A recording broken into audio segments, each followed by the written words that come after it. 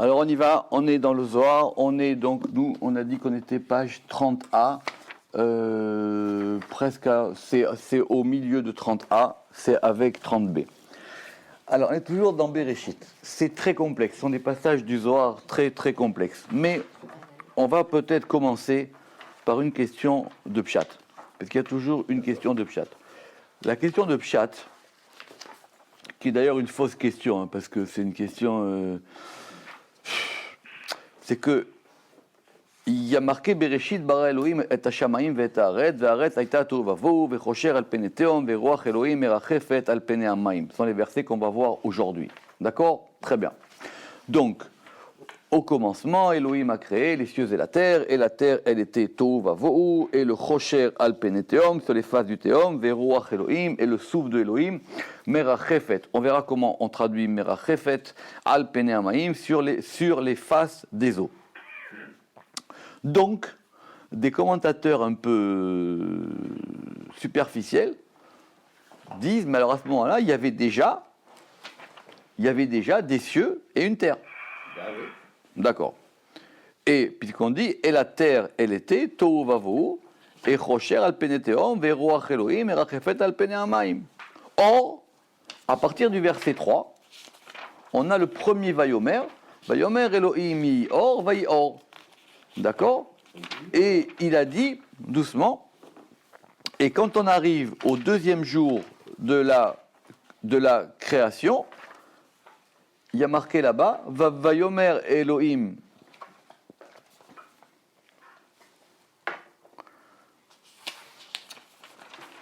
yikavu hamayim mitachat hashamayim, et il a séparé entre les eaux d'en haut et entre les eaux d'en bas.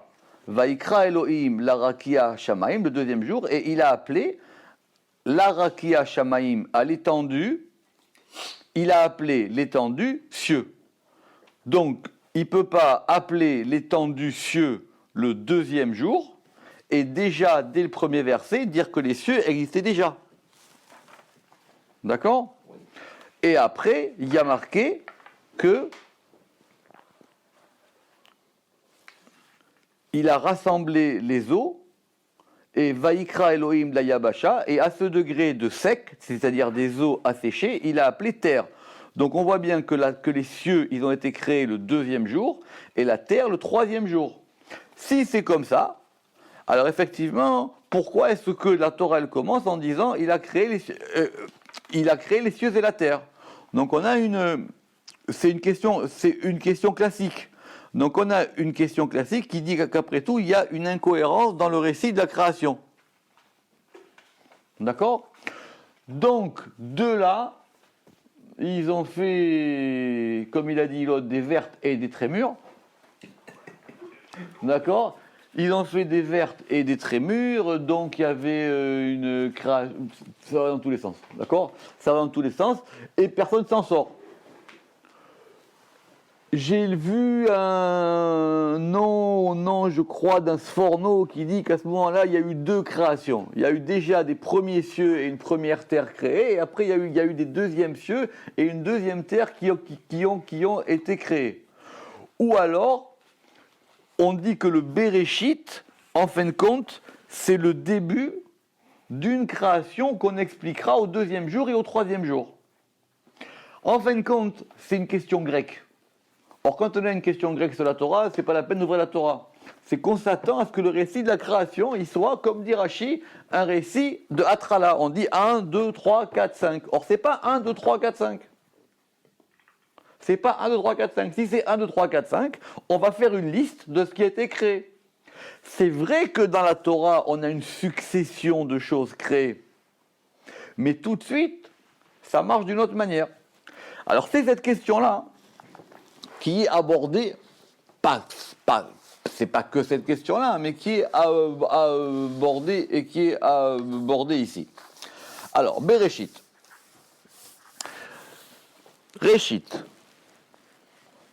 Reshit ma'amaru, onima Bereshit yu ma'amar. Alors, on traduit Reshit, alors Bereshit, donc ça c'est notre premier mot. Alors, Reshit ma'amaru, Reshit c'est une parole, onima, ou est-ce qu'on va dire, ou nous dirons, Bereshit iu ma'amar, Bereshit est un ma'amar. Je reprends, Bereshit, Reshit ma'amaru, onima Bereshit iu ma'amar. Est-ce qu'on va dire que Reshit c'est un ma'amar, ou est-ce qu'on va dire que c'est Bereshit qui est un ma'amar? Ça, c'est fait parce qu'effectivement on est censé connaître, c'est une Gemara dans Rosh Hashanah. Là, il y a une Gemara dans Rosh Hashanah. Alors d'abord, c'est au départ une Mishnah dans Pirkei Avot. Dans Pirkei Avot, il y a une Mishnah qui dit que le monde a été créé en 10 paroles. D'accord? Be'asara ma'amarot nivra haolam. Très bien. Mais là-bas, c'est pas précisé. D'accord? C'est pas précisé. Mais en tout cas, ça veut dire qu'il y avait une tradition de cette histoire de Be'asara. C'est Midrash Rabbi Eliezer. Au départ, c'est une Mishnah. C'est prendre une Mishnah, c'est quand même mieux. Mishnah, il y a une Mishnah, Be'asara mamarot nivra olam. Le monde a été créé en 10 paroles. D'accord? La Gemara, après, dans Rosh Hashanah, là-bas, elle va discuter de cette histoire-là. Très bien. Alors, de cette tradition que le monde a été créé en. Quel traité de la Mishnah, ça? C'est Mishnah de Pirkei Avot. Ah, Pirkei Avot. C'est dans Pirkei Avot. Donc, il y a une tradition qui dit que le monde a été créé en 10 paroles. Très bien. Quelles sont ces 10 paroles? On va se mettre à compter les fois où dans la création il y a marqué Vayomer. Dans le récit de la création, c'est-à-dire le chapitre 1 de la Genèse, on va compter les Vayomer. Pourquoi? Parce qu'on considère que chaque fois qu'il y a eu un Vayomer, chaque fois où il y a marqué « et il a parlé », ça constitue une parole. Il faut bien avoir les étapes. Et donc, effectivement, à chaque fois qu'il y a eu un Vayomer, il y a eu donc une parole, et de cette parole, en a été découlée une création. D'accord? Donc on peut les compter, ça vous pouvez faire ça tranquillement à la maison, c'est classique, par exemple, le plus connu, on va prendre le premier, Vayomer Elohim Yor, Vayor. Elohim a dit qu'il y ait qu'il y ait lumière, Vayor, et il y eut lumière. Voilà, donc il y a eu un Vayomer, il y a eu une parole, et cette parole a déclenché la création de la lumière. Très bien. Il se trouve que, selon le compte qu'on fait de ces Vayomer, on peut arriver à 9. C'est compliqué parce qu'il y a un Vayomer qu'on compte ou qu'on ne compte pas. D'accord? Donc il en manque un. Très bien. Donc là-bas, c'est marqué dans la Gemara, et le Rama qui explique ça dans le Pardes Rimonim au début, qu'on va dire que Bereshit ma'amar ou. Bereshit fait partie de ces paroles créatrices. Simplement, il n'y a pas marqué Vayomer, il y a marqué Bereshit. D'accord? Mais déjà, en disant ça, on a réglé le problème. Ça veut dire que la création, elle commence avec Bereshit. Bereshit, ce n'est pas une description de ce qui s'est passé, c'est déjà une création. Donc du coup, la question qu'on vient de poser avant, déjà, elle explose. Parce que quand on dit que Bereshit ma'amar ou, ça veut dire que déjà, Bereshit, c'est une des paroles créatrices. Donc tout de suite, sont créés les cieux et la terre. On peut compter le manque Alors, comme une parole. non, ça marche pas. Enfin, on peut s'amuser, mais Non, que ce soit inachevé. ça, on peut s'amuser, mais ça rentre pas dans les textes. Maintenant, sur cette chose connue, je reprends. Be'asara mamarot nivra olam, le monde a été créé en 10 paroles, on compte 9 vayomer, et on dit Bereshit ma'amar ou. Mais là-bas, c'est une discussion. Est-ce qu'on dit que Bereshit est un ma'amar, ou est-ce qu'on dit que Bereshit n'est pas un ma'amar? Sur cette question du Talmud, le Zohar, il a une autre question. C'est est-ce que ce ma'amar-là, il est Reshit ou il est Bereshit? Est-ce que ce qu'on compte comme une parole, alors en fait, c'est pas la 10e, c'est la première. Ce qu'on compte comme étant la première parole créatrice, là-bas, la Gemara a dit Bereshit. Vous aurez dit, attention, est-ce que c'est Reshit ou Bereshit? La différence c'est quoi? C'est est-ce qu'on inclut le bet ou pas le bet dans cette parole? Donc ça veut dire quoi? Ça veut dire que maintenant on va analyser cette parole. Parce qu'évidemment, elle n'est pas la même que les autres. Elle n'est pas la même que les autres. C'est la première de ces paroles. Et en plus, elle ne s'appelle pas Vayomer. Or, pour qu'il y ait un Vayomer, il faut qu'il y ait déjà une parole qui s'adresse. Or, cette parole qui s'adresse, elle ne peut se constituer qu'à partir du verset 3. Parce qu'avant le verset 3, on a une configuration très spéciale qu'on va étudier, si Dieu veut, à partir de maintenant et les semaines prochaines, qui est ces deux versets sur les cieux, la terre, le tohu, le vohu, le rocher, et le rocher, le théom et le roi Elohim, qui est merachefet al pene hamaim. Tant qu'il n'y a pas ça, ne peut pas émerger un vayomer. D'accord? Donc le vayomer, il émerge là. Alors maintenant, avant, il y a quoi? Avant, il y a une série, appeler ça une série, ça ne me dérange pas. Avant, il y a une série qui est initiée par un mot qui s'appelle Bereshit. Nous, on avait cru, ou on avait fait semblant de croire que ce Bereshit désignait une succession, d'où les problèmes évoqués auparavant qui ne sont pas des problèmes. Donc du coup, on se dit, mais on commence à nous expliquer des choses, et tout de suite, dès le verset 3, l'ordre, il est cassé. Parce que je répète, si on dit qu'il y a des cieux et une terre, comment est-ce que les cieux et la terre, ils peuvent apparaître après? D'accord? Donc, sur ça, il y a une littérature. Mais le Zohar a une question plus précise. C'est maintenant OK. C'est une parole. Le Zohar, il ne pose pas la question est-ce que Bereshit est un Mahamar ou est-ce que Bereshit n'est pas un Mahamar. Il pose la question Reshit Mahamar ou Onima Bereshit ou Mahamar. Est-ce qu'on va dire que ce Mahamar c'est Reshit ou est-ce que c'est Bereshit? Donc, je répète, donc c'est clair que c'est un Mahamar. C'est clair que c'est ça la première des paroles créatrices. Bien sûr, puisque c'est écrit bara comme second mot. D'accord. Alors très très bien, mais il n'y a pas marqué aussi Vayomer bara. D'accord, il n'y a pas marqué, il y a pas marqué Vayomer bara. Mais je précise, quand nous on entend Bereshit, on entend le mot qui dit au commencement. Donc on nous décrit bien un commencement. D'accord. Rashi, il dit qu'il y a une différence entre un commencement et un début. C'est la différence qu'il y a entre Réchit et Atrala. Ok, ça c'est gagné. C'est pas la même chose. C'est pas la même chose.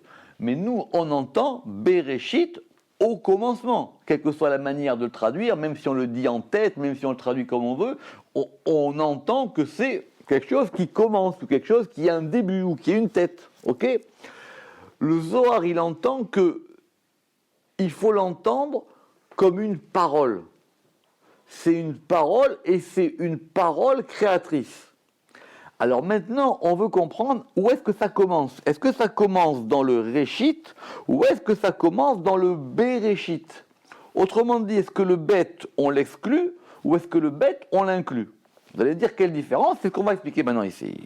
Et là, seulement. Ad l'anafik. Alors, évidemment, il faut accorder les versions parce qu'on n'a pas tous les mêmes versions. Et là, seulement. Ad l'anafik. Avant que ne sorte. Enfin, jusqu'à ce qu'il ne soit pas sorti, d'accord? Donc, on va le faire à la forme active. Ad l'anafik, jusqu'à ce que, avant que ne sorte, ve'it pachet, et que se déploie, chélé, on va dire ses forces, ou ses armées, ou ses puissances, ve'kula satim, et tout est fermé. C'est singulier, non? Ça. Alors, c'est toujours pareil. Est-ce que le Yud, il est un matérialextionniste ou est-ce qu'il n'est pas matérialextionniste? Parce que soit il marque le pluriel, soit il est là pour appuyer le truc. Ve'id pachet relé, ve'kula satim. Donc, ça veut dire que les choses ne sont pas encore déployées. Donc, il n'a pas encore fait sortir quelque chose, et donc tout est satim, tout est satoum, tout est fermé. Bereshit iyu. Donc, ça s'appelle le Bereshit, ou Mahamar Iyu, et c'est un Mahamar.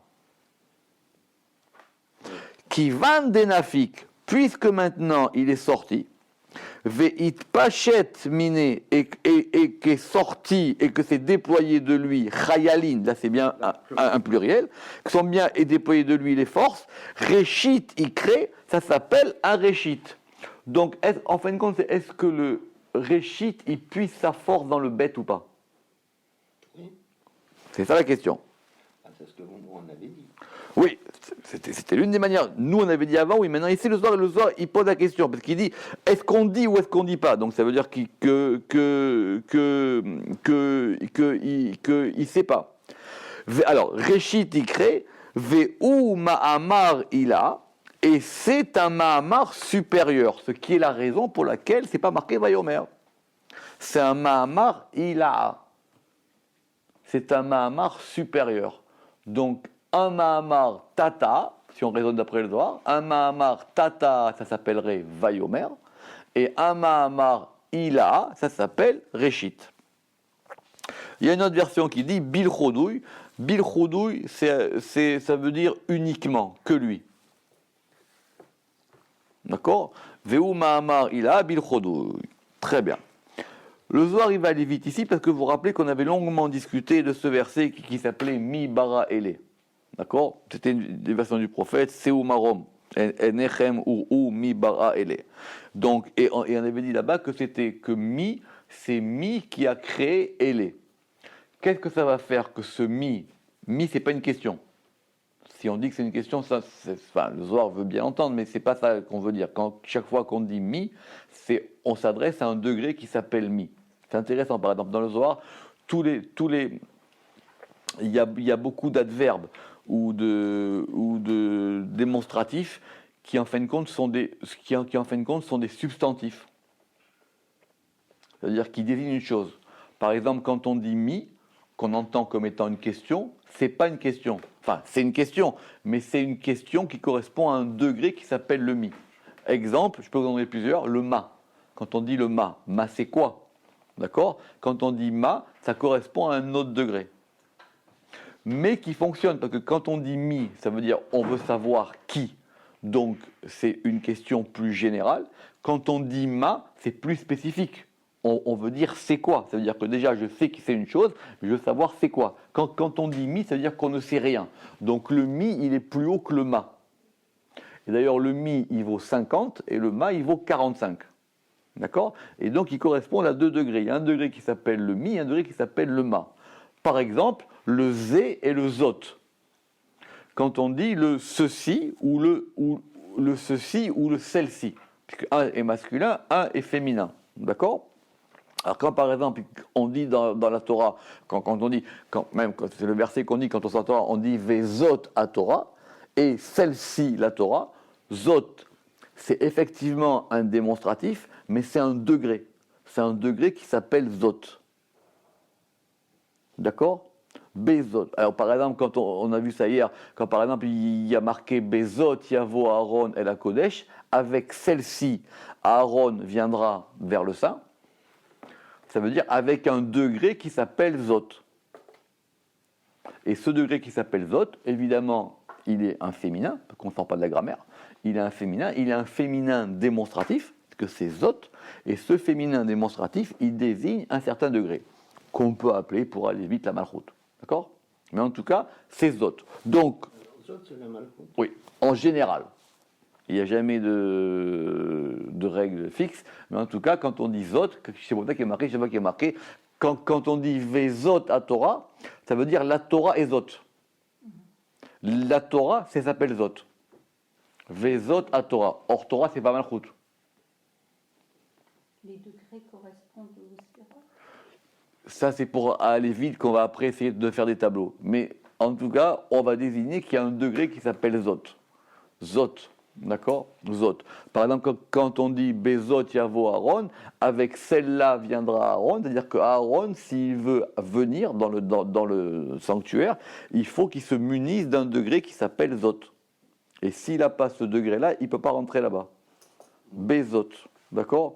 Quand par exemple, Vezot à Beracha, quand on dira et celle-ci est la Beracha, c'est une paracha dans la Torah, ça veut dire que la Beracha, elle est liée à ce degré de Zot. Par exemple, le degré de Kol. Quand on dit Kol, Kol c'est un degré. Kol ça vaut aussi 50. Kol c'est un degré. Quand par exemple on dit dans la Torah Ve'Hashem barach et Abraham bakol, et Dieu il a béni Abraham bakol dans tout, nous on veut savoir c'est quoi ce tout. La Torah elle dit pas. Mais la Torah pour elle ça suffit. C'est-à-dire qu'on l'a béni dans un degré qui s'appelle le tout. Nous, on veut savoir qu'est-ce qu'il y a à l'intérieur du tout. Donc le Midrash va dire, il a eu une fille, il n'a pas eu de fille, il a eu ci, il n'a pas eu ça. On veut avoir le détail de c'est quoi le tout. C'est quoi que Dieu l'a béni en tout. Mais d'après la Torah, ça suffit. D'accord. D'après la Torah, ça suffit, kol. C'est pour ça que dans le Birkat Hamazon, on dit bah kol mi kol kol. Il y a 3 degrés de kol. Dans le Birkat Hamazon, on dit bah kol mi kol kol. Bah kol mi kol kol. Donc il y a 3 degrés de kol là-bas. Bon bref, c'est compliqué, mais en tout cas, certains mots qui ont l'air de désigner des formules, par exemple, comme on a dit, le tout, le qui, le quoi, le ceci, le celle-là, d'après le Zohar, ces mots-là désignent des degrés particuliers. D'accord? Alors là-bas, dans ce verset, il y a marqué Mi bara ele. Qui a créé ele? Ele, c'est Celle-là, ceci. ceci. D'accord? Puisque c'est un pluriel, ele. D'accord? Qui a créé ceci? Et on avait longuement expliqué que la formation de ce mi plus ce ele allait former le mot de Elohim. Puisque dans Elohim, il n'y a pas de vav. Donc mi plus ele, ça fait Elohim. Or, ce Elohim est le 3e mot de la Torah. Bereshit, bara, Elohim. Ça veut dire que pour qu'il y ait un nom qui apparaisse, qui est le nom divin, Elohim, on a besoin qu'il y ait 2 mots avant. Je répète qu'on a expliqué plusieurs fois ici. Une phrase, ce n'est pas des mots qui s'enchaînent, c'est des mots qui se causent les uns les autres. C'est la causalité. C'est le Bereshit qui crée le bara et le bara qui crée le Elohim. Donc, mi sha'alta aou, mi a posé la question, aou débara à celui-ci. Alors, mi, c'est une question, aou, celui qui a créé, elé, celui qui a créé ceci. Les bâtards, après, kad itpashat ve'ishtachlal, après qu'il se soit déployé et qu'il se soit totalisé, itavid yam, ça va faire ce degré de yam. D'accord? Puisque c'est-à-dire, pourquoi ce degré de yam? Parce que un mi et un yam, c'est à peu près pareil. Mais si vous faites mi et elé, vous n'avez pas Elohim. Vous avez Elémi. Or, nous, ce qu'on veut, c'est un Elohim. Donc, il faut transformer le mi en yam. C'était ce qu'avait fait remarquer Rabbi Chaim Vital. On dit que Elohim, il est composé de ce mi et de ce elé. Il dit, mais c'est faux. Le Elohim, il est composé de elé plus yam. Or, il faut bien qu'il y ait une transformation du mi en yam. Or, cette transformation, elle est quoi? Elle est que le mem devienne sophite et que le yud devienne la première lettre. Donc, et ça a fait, et donc ça a fait un yam, et donc, ou bara letata, et il a créé en bas. Parce qu'en fin de compte, ce Elohim, il décrit, ce yam, il décrit un degré de mi qui était en haut, et en descendant, il s'inverse. En haut, c'est un mi, et quand il descend, il s'inverse. C'est pour ça qu'en haut, c'est une question, et en bas, c'est la mer. Yam, c'est la mer. Enfin, la mer où on se baigne. Vekula avid be'aou gavna mamash delela. Et tout ça, il l'a fait be'aou avec gavna, avec cette nuance ou avec cette couleur. Mamash. Alors Mamash, on a écouté M. Seban et moi un cours très intéressant d'une universitaire sur cette notion de Mamash. D'accord? Alors on va expliquer un peu ce Mamash. Parce que c'est un mot qu'il a trouvé qui revient 500 fois dans le Zohar. D'accord? C'est quand même pas ce qui est pas insignifiant quand même. D'accord? Ça revient 500 fois dans le Zohar. Alors, encore une fois, il faut revenir à la grammaire toujours pour expliquer ça. Mamash, ça vient de l'emamesh. D'accord? L'emamesh, c'est palper. C'est quand Yitzhak, il a palpé. Il a palpé, exactement. Exactement. Alors, c'est Tarles. Donc, Mamash, ça veut dire. Alors, c'est palpable, on dit d'ailleurs en français. Oui, alors, palpable, mais est-ce que c'est un adjectif? Est-ce que c'est un adjectif? Alors, la bonne mauvaise traduction, qui est due à l'hébreu moderne et à d'autres choses, c'est le traduire par vraiment. D'accord? Je l'ai éliminé depuis longtemps parce que dans vraiment, il y a vrai. Et la vérité, c'est autre chose. C'est pas ça, oui. Voilà. Non, mais mamash, ça veut dire au sens littéral de la chose, au sens palpable de la chose. Voilà. Au sens palpable. Voilà, exactement. Au sens concret. Donc, j'ai traduit par concrètement. Bravo. Ouais. Au sens concret, donc j'ai traduit par concrètement. Concrètement, c'est ça. Ça veut dire avant d'aller à des niveaux d'interprétation supérieurs, concrètement. Mais ce qui manquait, et vous êtes d'accord avec moi, à cette interprétation, c'est qu'il y a deux autres mots dans le Zohar qui ont à peu près une fonction similaire. Et elle n'est pas citée. C'est Vadaï. Vadaï qui est la forme hébraïque et la forme araméenne qui est Daïka. Or ça veut dire exactement. Donc il y a une distinction entre le mamash et le dafka ou le daïka. C'est proche. Ouais. Parce qu'elle a développé toute une théorie pour expliquer le mamash. Mais il y a un mot dans le Zohar quand on veut dire quand on veut dire qu'une chose elle est vraiment comme ça, c'est-à-dire en gros ça veut dire ne cherche pas à trop compliquer. Mamash, c'est exactement ça. Mais il y a mamash, il y a dafka et il y a une autre expression dans le Zohar qui Vadaï. non, Vadaï, c'est l'hébreu de Daïka. Donc on peut dire que c'est le même terme, d'accord? C'est Dafka. Ah, alors tu peux dire, ou assurément, d'accord? Encore une fois, si tu mets émet, tu vas rajouter la notion de vérité, et la notion de vérité, c'est une autre question. Mais il y a un autre mot dans le Zohar qui intervient, c'est le mot stam. Ah oui, Oui, il y a Stam aussi. Et oui, et stam, en tout cas, c'est plusieurs fois dans le Zohar, on va dire stam. sauf faire Stam. Ouais, stam. Alors bon, c'est compliqué. Mais en tout cas, ce mot de mamash, il dit Be'aou gavna mamash, avec cette couleur, concrètement. C'est ça qu'on veut dire. Comment vous traduisez Stam? Simplement. Non, non, c'est ouais. C'est stam. C'est simplement ça. Même pire que ça. C'est juste pour. Non, en hébreu moderne, ça a pris beaucoup de choses. Parce que quand on dit en hébreu moderne, ça a pris d'autres choses. Mais mamash, c'est les mamèches, d'accord? Donc, Be'aou gavna mamash, dans cette couleur, dans cette nuance, concrètement, d'Elela, da la kobelda, ceci en regard de cela. Donc effectivement, comme on avait vu, c'est qu'il y avait ce bête indiqué qu'il y a une création d'en haut et une création d'en bas, et que la création d'en haut, elle est ici avec la même nuance que la création d'en bas, enfin que la création d'en bas est dans la même nuance que dans la création d'en haut, et que c'est un en regard de ça. Da la kobelda, ceci en regard de cela, veda kegavna deda, et ceci comme la manière de cela, vetar vayu, et les deux, ça a formé ce bête. Donc, de ce point de vue-là, le bête, il est antérieur au Mahamar du Réchit. Si je comprends bien.